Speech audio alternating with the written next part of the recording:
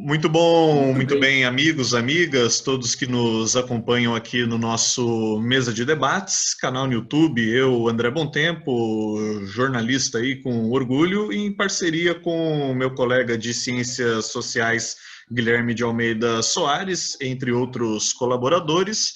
E hoje recebendo aqui no canal, no programa, o professor da Casper Libero, o professor doutor Luiz Mauro Sammartino, que, como sempre, buscamos diversas pessoas em diversas áreas, em diversos campos, né, do conhecimento. Convidei para a gente olhar um pouco para esse cenário nacional e um pouco à luz da comunicação, né? Ele é um pesquisador, né? Tem alguns grandes livros aí publicados também sobre o tema da comunicação, professor da Casper Libero, e por isso eis aí o meu convite. Passo primeiro o bastão aí para ele se apresentar, né? E já começamos a entrevista propriamente. Professor Luiz Mauro, à vontade. Bom, André, em primeiro lugar, boa tarde a todas e todos, o que é uma coisa engraçada falar boa tarde, porque a gente não sabe que horas que as pessoas vão assistir aqui o É. nosso vídeo. Então, bom dia para quem está assistindo de manhã, bom café da manhã, boa noite para quem já está aí de pijaminha assistindo o vídeo com um chocolate quente e, Ô, delícia. principalmente, boa tarde, pessoal que está aqui nesse mesmo horário síncrono da gente aqui. André, é um prazer revê-lo, né? É sempre legal a gente ver os colegas, os ex-alunos do mestrado, ver as trilhas, né, que são percorridas aí dentro da sua pluralidade, da sua diversidade.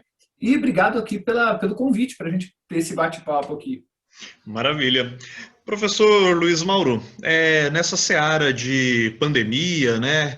é, eu prometi para mim mesmo que a princípio ia evitar falar nomes, né, em específico, mas não tem muito como. Governo Bolsonaro e demais governos, né? Não vamos também apenas apontar apenas um, né, mas toda a seara aí da política brasileira que a gente tem visto, e principalmente como estão resolvendo ou não a questão da pandemia, em paralelo aí com todo o jogo da imprensa, dos meios de comunicação. Como um pesquisador da área, né, de uma forma abrangente, como você está vendo para alguns essa bagunça, né? Se é que podemos chamar de bagunça, não sei aí qual a sua opinião. Olha, do ponto de vista da comunicação, a gente está tendo um embate muito forte de narrativas, de maneiras que a gente tem de ver o mundo, maneiras que a gente tem de se preparar e se embasar entre muitas narrativas em um cenário midiático de excesso de informação. O excesso de Uhum. informação ele pode ser tão problemático quanto a falta, né? No sentido de que uma nos deixa completamente desorientados, mas a outra também, quando a gente não consegue mais hierarquizar as vozes, hierarquizar as informações e observar qual o fundamento dessa informação, da onde que vem essa outra, e essa outra aqui, da onde que chega, a gente também corre um risco bastante sério de ficar perdido. Então, eu diria que, num primeiro momento, há uma batalha, uma guerra de narrativas, um problema a respeito da fundamentação dessas narrativas e também, de certa maneira, aí um apego muito grande aos pontos de vista que nós temos, deixando de lado a ideia de que a comunicação ela é sempre uma comunicação da diferença. E, portanto, para que eu possa criar algo de legal, algo de novo, algo de bacana entre eu e o outro, é necessário abrir um pouco essa narrativa para observar e tentar, na medida do possível, entender também a narrativa e os fundamentos da narrativa do outro. Das histórias o dia todo, todos os dias. E quando eu falo narrativa, não é grande história, não. Qualquer postagem na rede social, a gente já pode entender como uma história que nós estamos contando, uma narrativa que a gente cria sobre a realidade. A gente pode dizer, e aquela velha comparação, principalmente olhando assim para as pessoas, entre aspas, mais leigas, né? Vendo toda essa seara. A gente pode se valer daquela famosa expressão cão com muito dono morre de fome? Eu confesso que eu não tenho certeza se eu entendi a questão. Se a pessoa fica meio perdida, né? Você falou das diferentes narrativas, né? Das Sim. diferentes. Quer dizer, a pessoa não sabe quem ouvir, né? Tem aquela história que o cão com muito dono, ele não sabe quem. Ah, entendi. Desculpa, eu não conhecia esse A provérbio. expressão, né? Não, Olha, tranquilo. desculpa, é falta de conhecimento meu. Olha, eu diria o seguinte, ninguém está imune a consumir uma informação errada, ninguém está imune a receber informações erradas e aceitá-las como verdadeiras. Então, eu não colocaria de maneira nenhuma uma ideia de assim, tem pessoas bem informadas, pessoas mal informadas, como se for de uma maneira geral. Todo mundo, ao receber informações, pode, como a gente fala, né, na mídia, ter aquela comida de bola, dar aquela barriga. Então, receber uma informação errada e achar que é verdadeira, isso acontece, é inerente ao humano. Tá? E eu também, ainda bem que a gente não. A pergunta não é pessoal, senão imagina quantas vezes a gente também não consome informações erradas. Tal. Uhum. O problema, a meu ver, não é a disponibilidade de informação apenas, mas, sobretudo, a postura que nós temos diante de uma informação.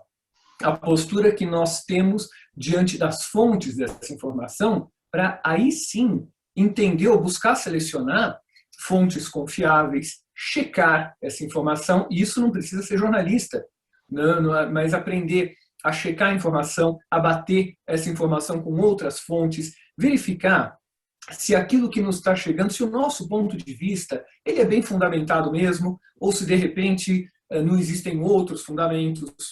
Então, eu acho que mais do que a informação em si, a nossa postura em relação à informação é cada vez mais convocada a ser atuante quando a gente está diante da mídia. Porque informação não é conhecimento. Isso é uma coisa que a gente precisa ter muito claro. Informação não é conhecimento. O conhecimento é um processo muito maior, é um processo dialógico, é um processo de construção que, para acontecer, ele precisa ter uma abertura, ele precisa ter como base a abertura e, ao mesmo tempo, o ceticismo. Então, verificar, bom, eu estou recebendo um monte de informações, mas quem está me falando isso?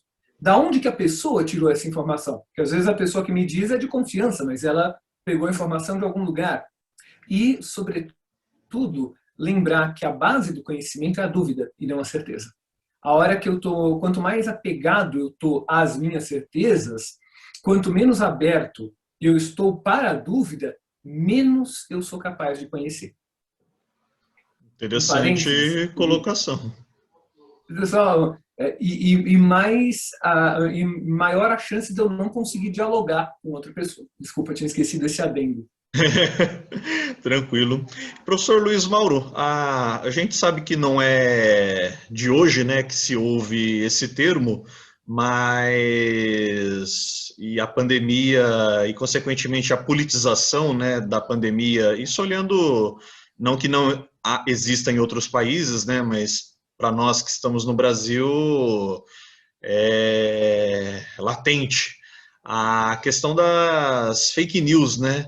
Até como alguém da área da comunicação, como você contextualizaria, né?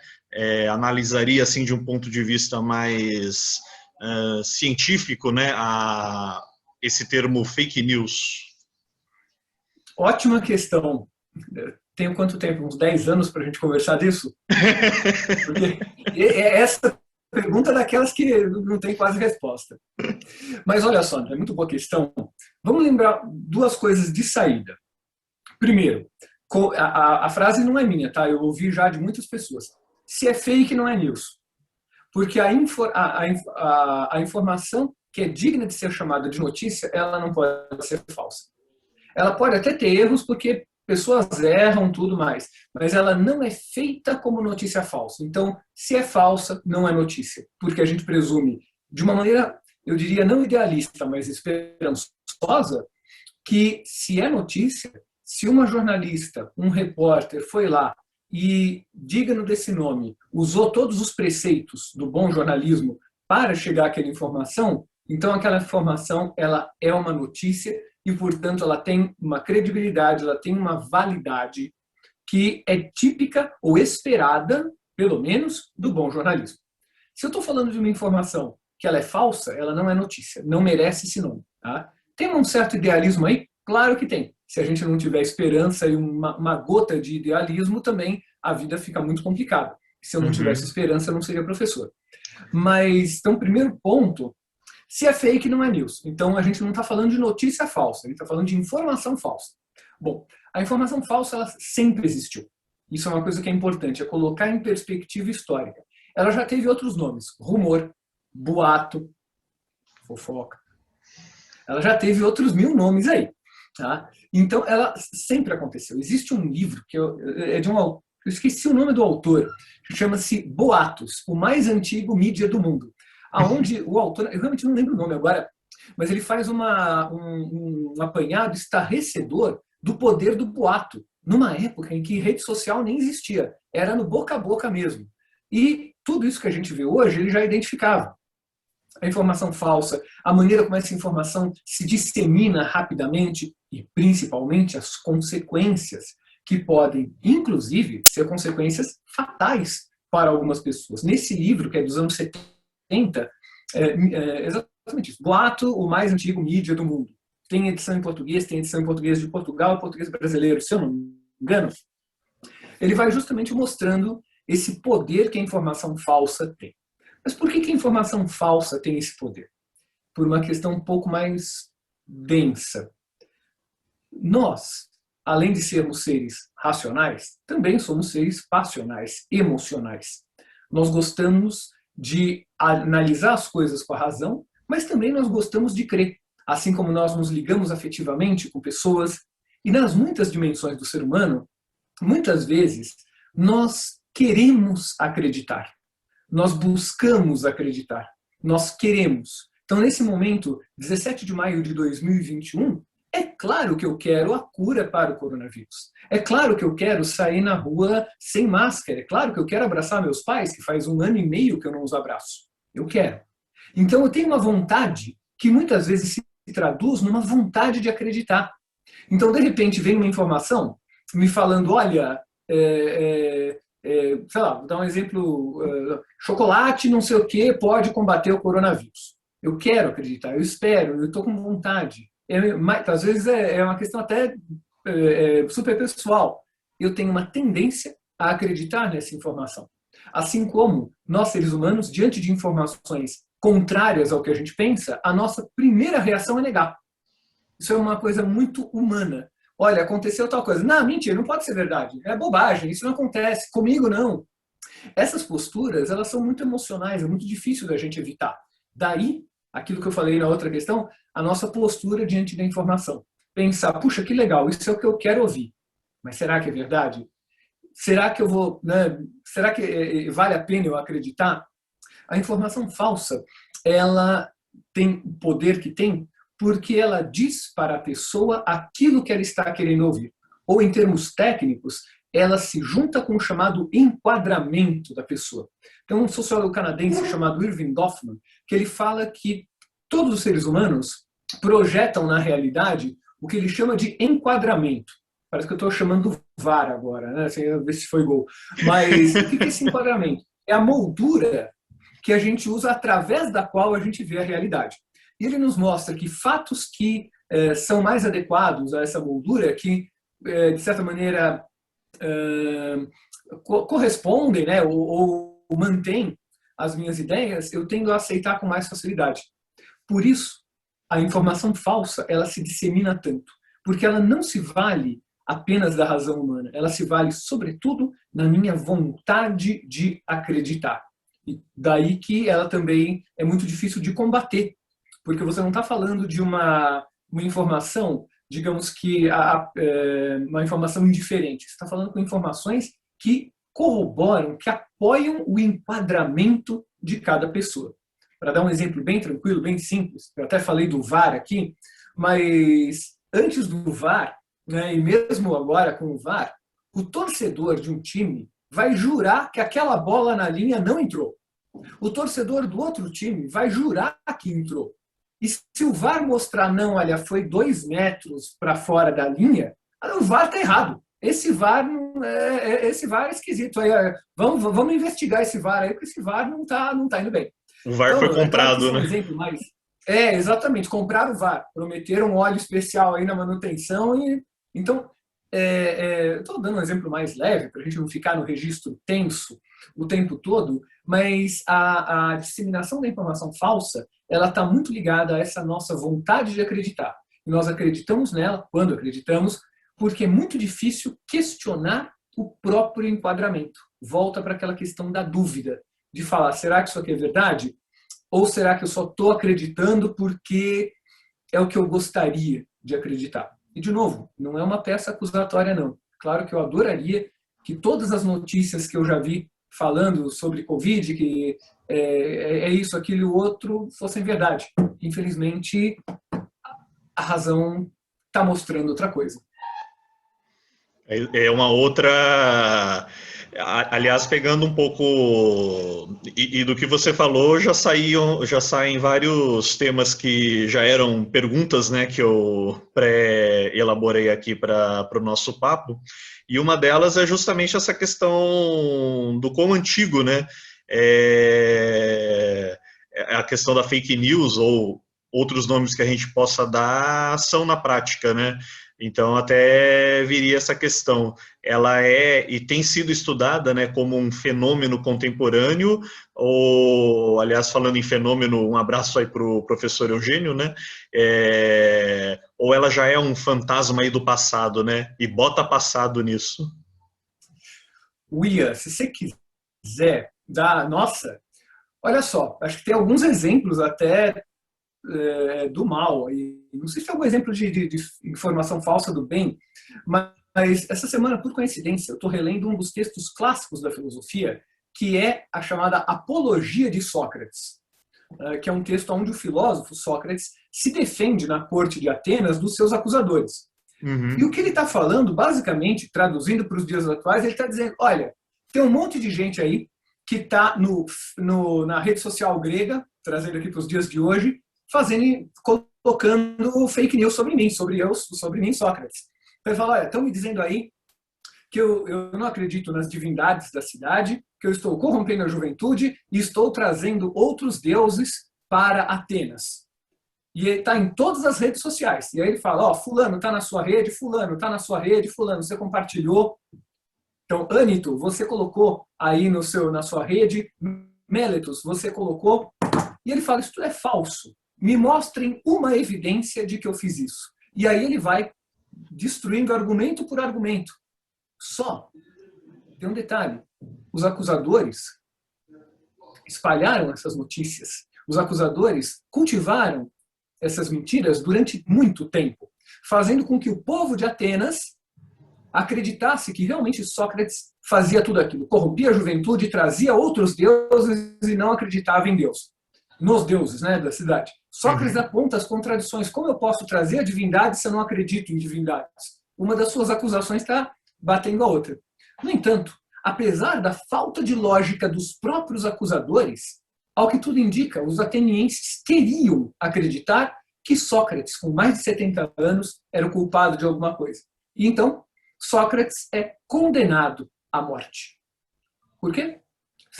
Fake information, como me ensinaram a falar. É informação falsa. Não tem um dado que mostre aí realmente que ele fez alguma dessas coisas. E ele vai na sua defesa falar isso. No entanto, morreu. Pula, corta. Uma civilização depois. Os romanos estavam em guerra com Cartago, uma outra rica província, aliás, outra rica cidade no norte da África, mais ou menos onde fica hoje em dia a região da Tunísia, se eu não me engano, devia conferir no mapa, mas agora não vai rolar. Se eu for ver nos mapas aí online, vai ficar feio. Vocês vão ver aquele clássico olhar de quem está digitando durante palestras. Vocês sabem, vai estar online há um ano e pouco, você sabe como é que é aquele olhar da pessoa que está digitando outra coisa, enquanto você está lá falando e tal. Você vê que a pessoa está ou conversando, se fica com um olhar muito sonhador é porque está falando com o crush. Aí você nem interrompe, porque vai que dá match e a pessoa fica feliz pós-pandemia. Mas voltando para cá, me dispersei. Então, Cícero, um dos maiores oradores romanos, queria ver Cartago destruída, porque era uma potência rival, né, de Roma, e eles já tinham tido duas grandes guerras contra Cartago, e então Cícero começou uma campanha contra Cartago. O seu objetivo era que os romanos tomassem a iniciativa de destruir Cartago antes que fosse tarde. Antes que fosse tarde, tinham tido duas guerras, mas haveria uma terceira? Os cartagineses eram realmente esse povo tão bélico quanto Cícero queria fazer parecer? Mas ele sabia muito bem como fazer. E ao final de todos os seus discursos perante o Senado romano, ele terminava com a frase: destruam Cartago. Em latim, delenda Cartago. Agora, é uma das poucas frases em latim que eu sei, essa daí eu aproveito. Qualquer hora que tem que falar um negócio em latim é essa frase: delenda Cartago. Cartago deve ser destruída. E deu certo. E os romanos acreditaram que realmente Cartago estava se preparando para uma terceira e radical invasão e tudo mais, e os romanos foram lá e fizeram uma guerra contra Cartago.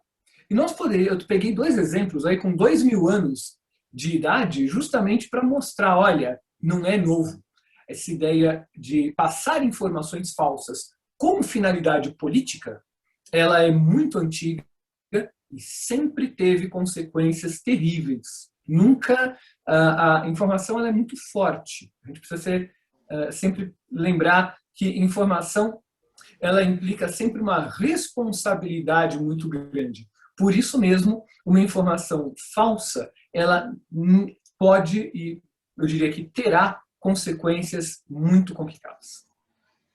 Professor Luiz Mauro, ainda no gancho das chamadas fake news, né, ou entre outros termos,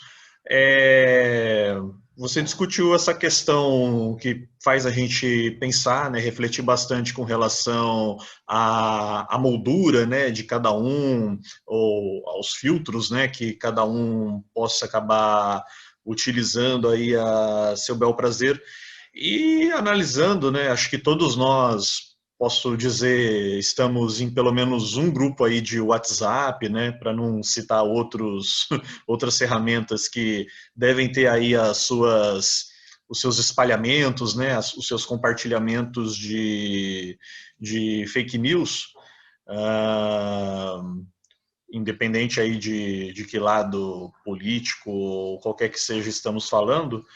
E a gente acaba vendo que, às vezes, a fake news do lado A não afeta a fake news do lado B, né? Por exemplo, ou determinada pessoa está aberta a se contaminar por determinada fake news e não por outra, né? Aí entra aquela questão, até onde essa contaminação é inocência, desconhecimento daquela pessoa, ou a gente poderia dizer que, no fundo, é uma cretinice mesmo, é uma má-fé, é um mau caratismo, né? Quer dizer, eu concordo com essa fake news porque é isso que eu quero empurrar para frente, é isso que eu quero fazer valer, né? Mesmo sabendo que não é bem verdade aquilo. André, eu não sei como que essa equação fecharia. Pelo seguinte, eu não sei se eu julgaria a má-fé, porque aí a gente está trabalhando numa outra pegada. Tá? Aí a gente já está trabalhando num terreno que eu nem sei se eu chamaria do terreno da ética, tá? Mas aí nós estaríamos trabalhando no terreno da sofística, que é aquela arte de enganar, que também é uma invenção grega, o que significa que lá também rolava. O problema não é nosso. A humanidade tem a ficha da humanidade não é das melhores, não. Ainda bem que nenhuma outra civilização extraterrestre puxou nossa ficha, porque a gente não está com uma ficha das melhores, não. Mas vamos pensar o seguinte: eu não vou entrar na questão da sofística, a arte de enganar. Tá? Ficando apenas na questão do espalhamento não intencional ou não deliberadamente feito para enganar? Vamos lembrar que o conceito de verdade ele está muito ligado ao que nós chamamos de verdade. E que as nossas crenças elas não estão apenas no terreno religioso, como a gente costuma imaginar. Elas também estão no terreno político, elas também estão no terreno social, também estão no terreno pessoal. Você não começa um namoro se você não tiver fé de que aquilo vai para frente. Você pode ter medo, você pode dar, mas alguma fé na probabilidade daquilo ir para frente você tem. A não ser que você realmente gosta de sofrer. Aí outra história. Então, já teríamos ressonâncias até psicanalíticas. Já é uma outra linha. É outra pegada. Tudo que é humano, todas as nossas atitudes, a gente tem algum grau de confiança. A palavra fé, fides, ela está no meio da palavra confiança, confidere. Então, a gente tem confiança, a gente tem fé. Eu tenho as crenças, então você falou, vem a informação lá no grupo. Para mim, se essa informação bate com o que eu penso, é aquele momento que eu falo, viu? Olha só, tá aqui, viu? Eu te falei, cara, assim, viu só? Ó, o fulano que tá aqui falando. A quem que tá falando, viu? Não sei bem, mas chegou aqui. Opa, peraí, mas condiz com o que eu já imagino, encaixa no meu enquadramento, para mim é verdade. Aí eu penso, bom, que legal, essa notícia aqui da Bom Tempo Lima News, fazendo uma brincadeira com o seu sobrenome, da Lima News, gostei dessa notícia, tá bem apurada aqui, tá assinada André, vou curtir. Vou mandar para a pessoa que pensa diferente de mim, para mostrar que eu estou certo, tá? Para mostrar que aqui, o que eu estou pensando, tem um jornalista aqui que falou o que eu estou falando, beleza? Aí eu mando para outra pessoa que pensa diferente de mim. Sabe o que vai acontecer? Existe uma grande chance da pessoa não mudar de opinião, achar que a informação é mentira e ainda ficar com raiva de mim. Por quê? Porque é muito difícil a gente estar aberto a falar, olha, puxa, nossa, essa informação mudou o que eu pensava. É muito raro.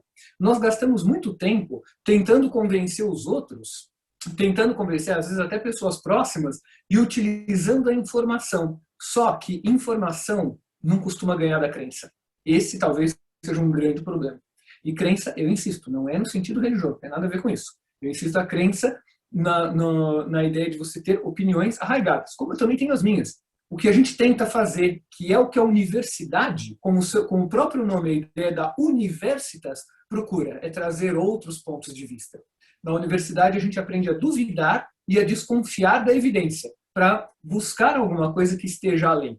Então a gente aprende a dar atenção até à voz contrária, para pensar, o que será que ela tem a me dizer? Mas no dia a dia, a informação que me chega, contrariando o meu ponto de vista, eu falo, isso aqui não é verdade.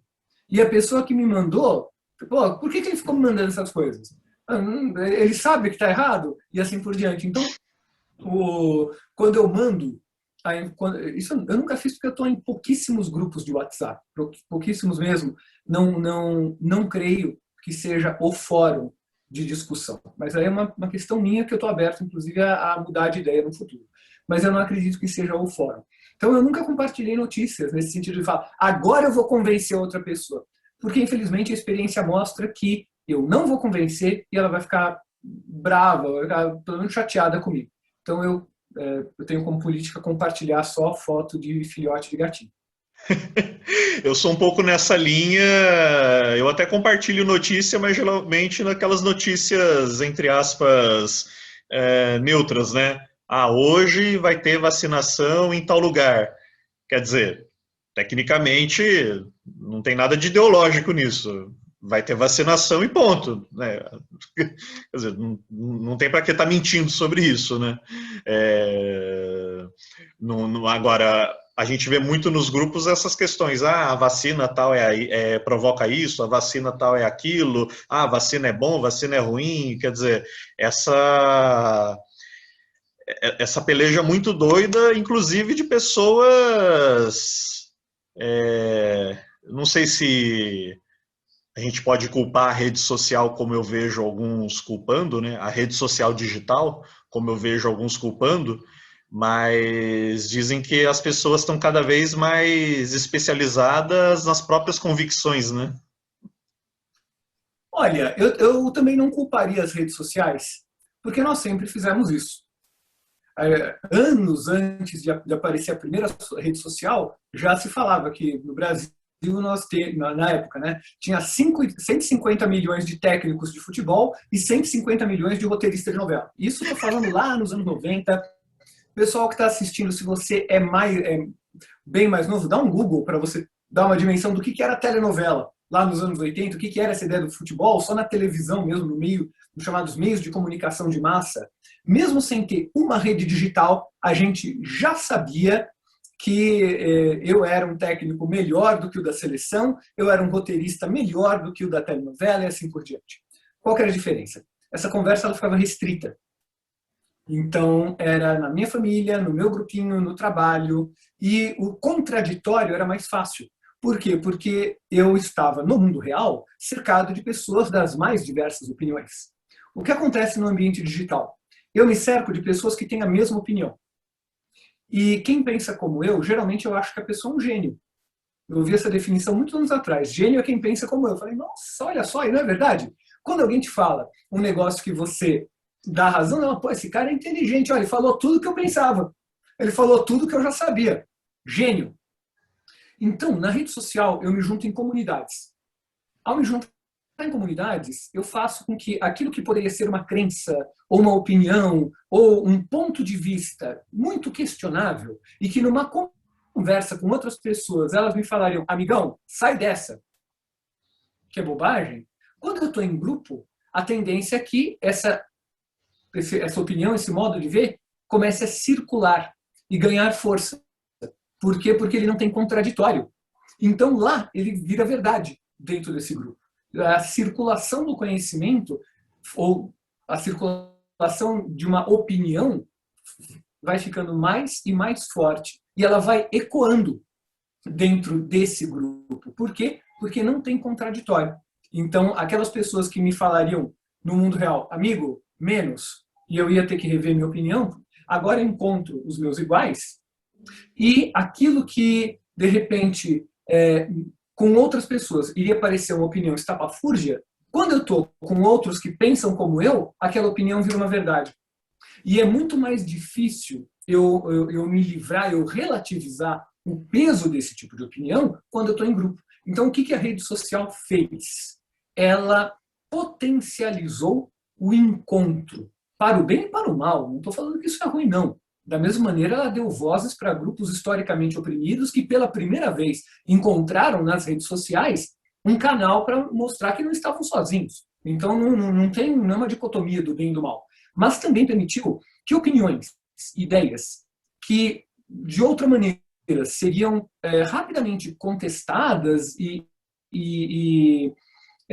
enfim, levadas pela própria falta de evidências, de repente ela encontra um espaço onde ela vai circular e ganhar muito apoio. E isso daí acaba criando uma ilusão de verdade distanciada de qualquer evidência, distanciada de qualquer fato.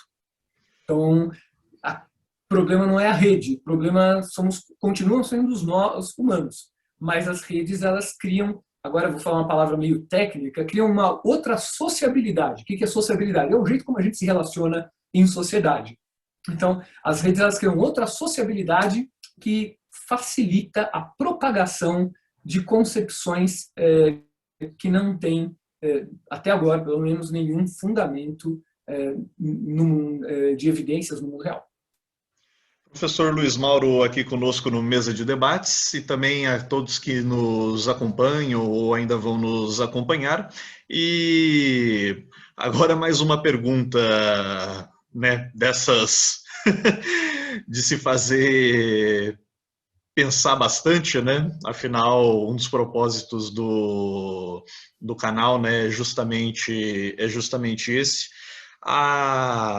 Não se trata aqui de defender ou atacar esse ou aquele, né, Luiz Mauro, mas para dar um termo assim bem preto no branco para quem estiver nos acompanhando, né, vou falar aqui às claras, né, os personagens.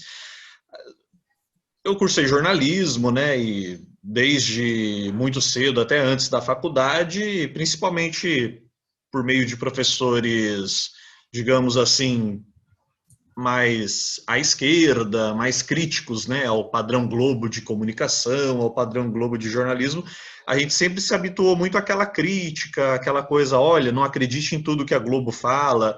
E eu falo a Globo para generalizar a grande imprensa, né? Poderíamos estar falando de outros veículos também. Mas a gente sempre ficou muito com essa visão, cuidado com o que a grande imprensa fala, a grande imprensa manipula. E isso foi vindo num crescente que um outro grupo divergente ideologicamente, a extrema-direita, os apoiadores do atual presidente, entre outros grupos, passaram a adotar essa visão e hoje eles tratam a Globo ou a grande imprensa brasileira de forma genérica como sendo assim o antro da mentira, o antro de tudo que há de falsidade no mundo. A ponto de até pessoas que antes faziam essa, vamos dizer assim, crítica construtiva da grande imprensa, terem que agora tá até meio que defender, né, a grande imprensa contra as, entre aspas, loucuras, né, de certos grupos fanáticos, não sei se esse seria o termo mais apropriado, né, mas resumindo assim a pergunta, será que de uma certa forma a academia ou quem há tanto tempo pensava a comunicação, criticava a comunicação das grandes corporações, será que de uma certa forma a gente não criou um monstro, né? Lembrando aí do Dr. Frankenstein? Olha, André, essa pergunta eu precisaria de alguns anos aí para a gente responder. Mas vamos lembrar que a crítica, existem vários tipos de crítica. Crítica não é recusa, crítica não é acusação. A crítica, ela é uma separação. A palavra crítica, ela vem lá do grego e significa separar. Vem mais ou menos da mesma raiz de crise, né? Se você quiser pensar em termos muito gerais. Claro que eu não vou entrar nos detalhes, mas basicamente vem na ideia de separar. Vem na ideia de chegar a um ponto onde você vai separar para uma outra palavra, analisar, separar em pedaços para ver o que está acontecendo. Então, uma coisa é a crítica que busca compreender. A outra é a crítica que busca rejeitar. São pontos de abordagem muito diferentes.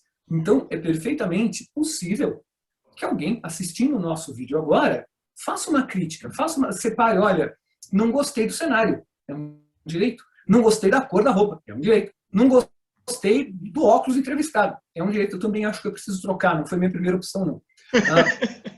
Isso é uma coisa. Mas a pessoa vai ouvir, a gente vai conversar, vai falar, olha, você citou a apologia de Sócrates agora há pouco, está errado. Pode ser, eu não estou com o livro aqui na minha frente, posso ter errado. Olha, você mencionou Cícero, não foi Cícero que falou isso. Pode ser, de repente eu me enganei. É possível. Então isso é uma coisa, falar uma crítica. Olha, não concordo na ideia lá da informação. Pode ter notícia falsa. Assim, vamos conversar. Me traz evidências. Vamos jogar. A discussão intelectual, ela prevê justamente esse debate racional. Vou mostrar, olha, me mostra, realmente, posso estar errado. Ou posso estar certo também. Isso é uma coisa. Outra coisa é a rejeição em bloco. Então você fala, olha, isto aqui é ruim e por ser ruim eu não vou conhecer e eu não vou conhecer porque é ruim. Essa crítica que busca simplesmente jogar tudo fora, ela é uma crítica complicadíssima. Venha da onde vem. Porque ela não trabalha com análise. Na academia, nas universidades, a gente trabalha com análise. Então vamos olhar o que está escrito aqui nesse site. Vamos ver nessa rede social, o que ela nos diz. Vamos analisar, vamos nos basear no conhecimento do passado, porque ele é um conhecimento vivo. Cada livro é uma voz viva, atual e contemporânea, que nos ajuda a entender o presente. Não importa se esse livro foi escrito ontem ou se é como um livro de Platão escrito há 2.500 anos atrás. Vamos ver o que já acontecia Vamos compreender historicamente para poder olhar um site, um portal de notícias, uma grande mídia e falar, isso não está legal. Por quê? Por A, B e C razões. Então é isso que a gente faz na academia. É uma crítica que também não perde de vista a própria autocrítica. Será que as autoras e autores que eu estou usando são coerentes? Será que essa minha abordagem de pesquisa está boa? Como é que a gente faz esse controle? Dando para outra pessoa ler. Por isso que a gente tem a comunidade acadêmica que nos ajuda a pensar criticamente. Para que ninguém justamente fale, nossa, eu tive um insight sozinho e sou genial. A gente vai dar para outra pessoa olhar para a gente e falar, menos, amigo, menos. O insight até que é legal, tem coisa boa aí, mas menos. Então, isso é uma crítica. Outra coisa é a gente falar, isso tudo é mentira, pesada essa palavra, isso tudo é embromação, pesada essa palavra, e não dá fatos, não mostrar, então, isso aqui é falso, então me mostre por que é falso. Tá? A mesma postura, olha que coincidência, ou que sinal dos tempos, né? A mesma postura que a gente adota diante da fake news. Eu me lembro que o ano passado, infelizmente, é uma lembrança triste, eu recebi uma notícia logo no início, um vídeo, né, um vídeo com esse poder sugestivo que a imagem tem de ser uma coisa analógica ao real, né, como diz um pesquisador chamado Roland Barthes, um vídeo mostrando assim, Itália comemora o fim do coronavírus. Isso era abril do ano passado, abril, maio, quando a Itália estava justamente ainda no chamado epicentro da crise. E assim que veio, eu olhei, eu não sou especialista, mas eu falei, isso aqui é falso, esse vídeo é falso.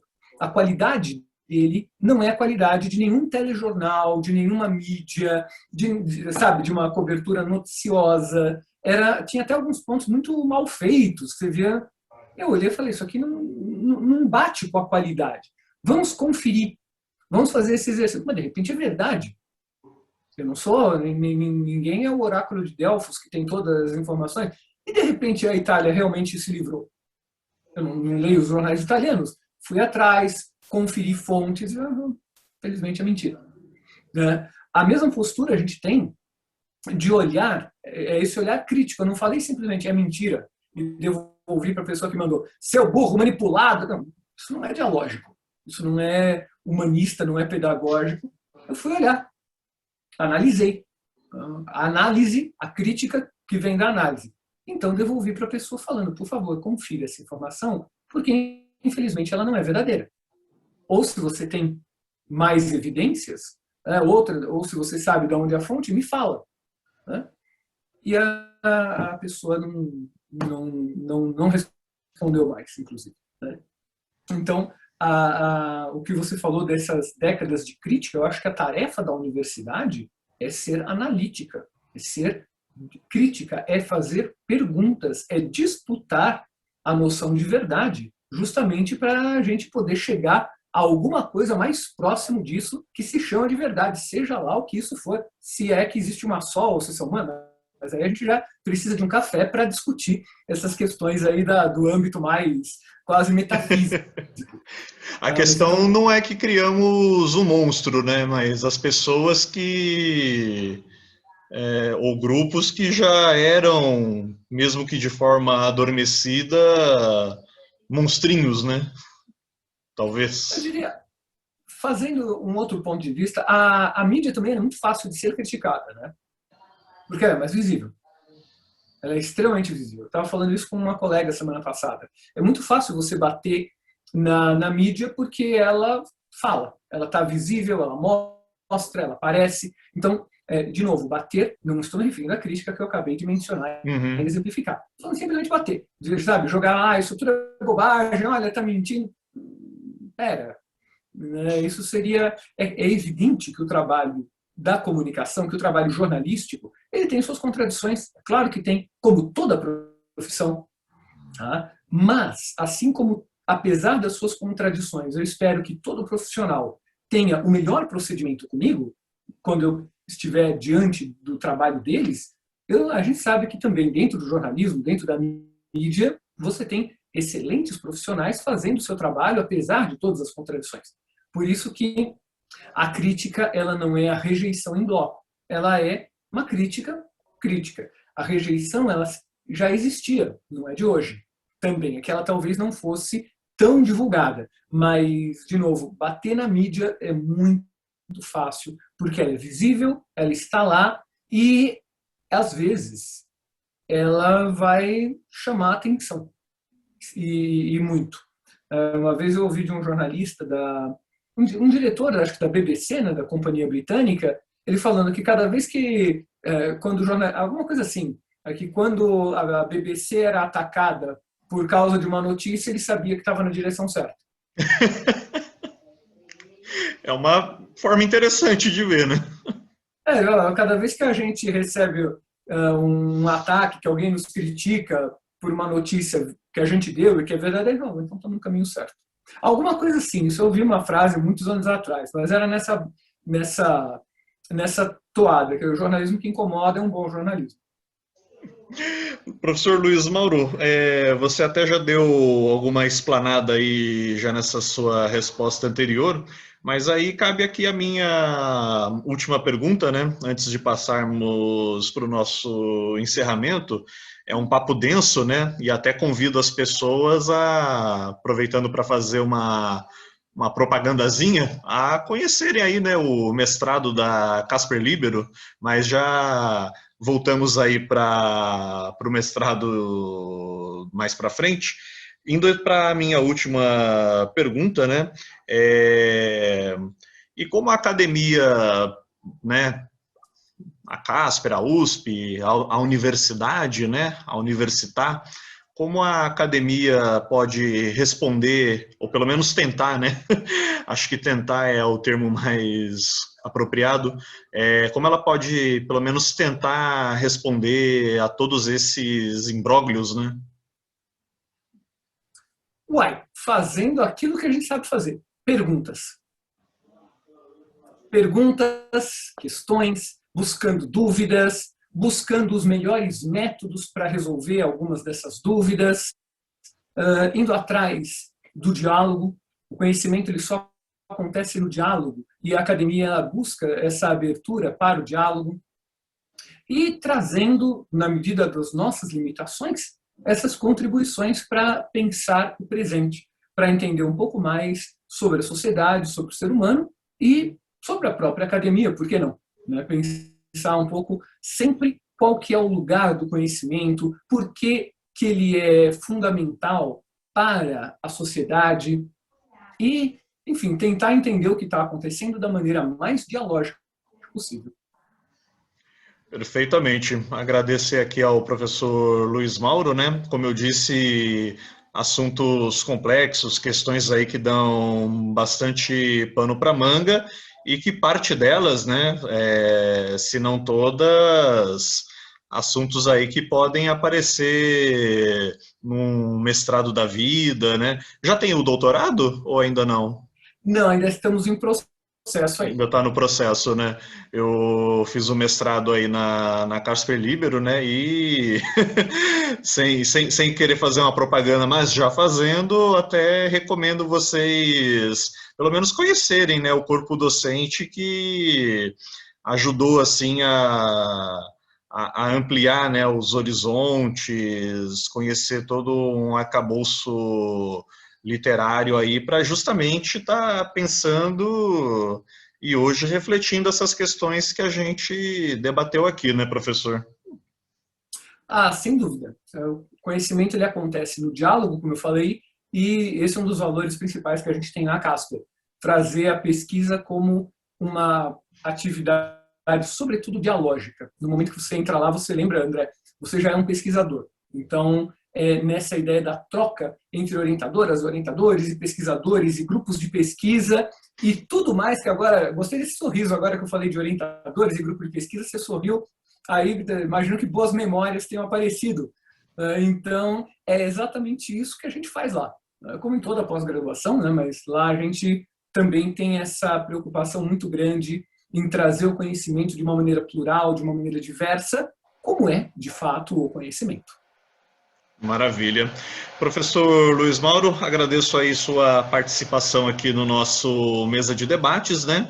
E tendo outros demais assuntos nessa linha, né? Aguarde aí, quem sabe, futuros convites. Muito bem, obrigado pelo convite, André. Um prazer estar aqui para a gente conversar e seguimos aí, vamos em frente.